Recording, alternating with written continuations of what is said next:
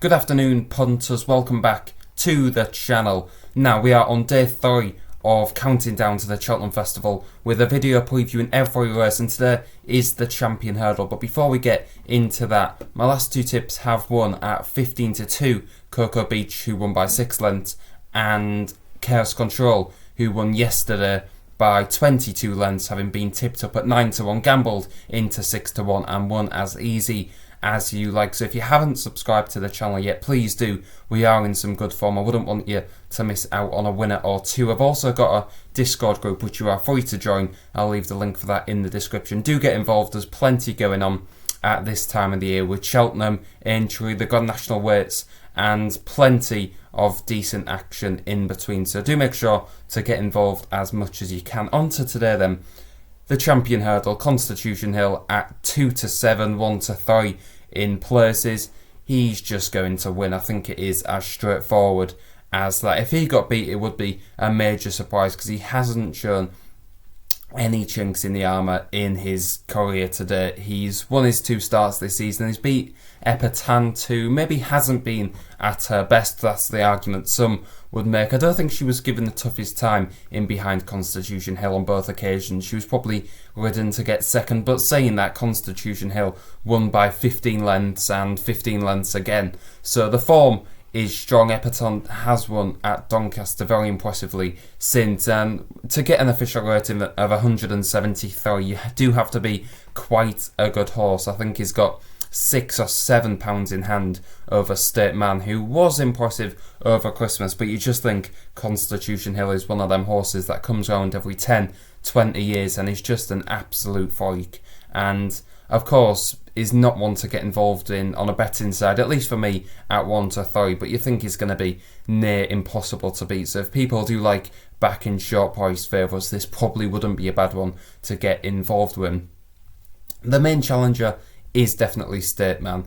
He's 5-2 in the market and he's just progressed. He won a handicap at Cheltenham last year off, I think, a mark of 142. He's gone up £25 since then. He's now rated 167, and he beat Honeysuckle without really coming out of 4th gear last time. It was quite impressive. I don't think Honeysuckle ran to her best. Vauban ran well enough in behind, but I think State Man is probably one of the best Irish challengers.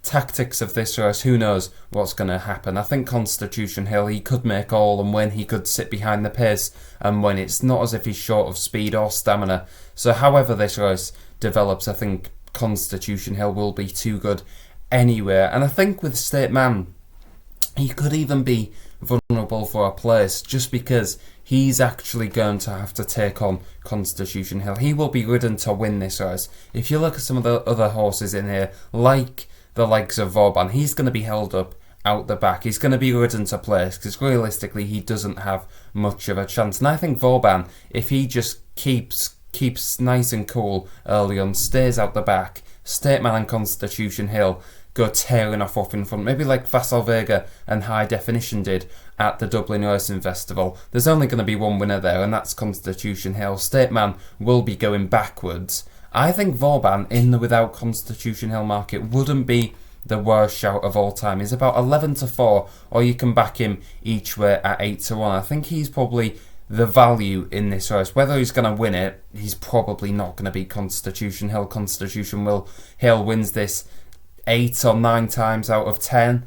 But just that one occasion, Vauban probably could outrun his odds. And if you look at the other horses in the betting, Honeysuckle is probably going to the Mares Hurdle. Echoes in Your Own might go in one of the Mares races. I Like to Move It was impressive. He probably is a 2-miler. He's one that's probably more likely to turn up.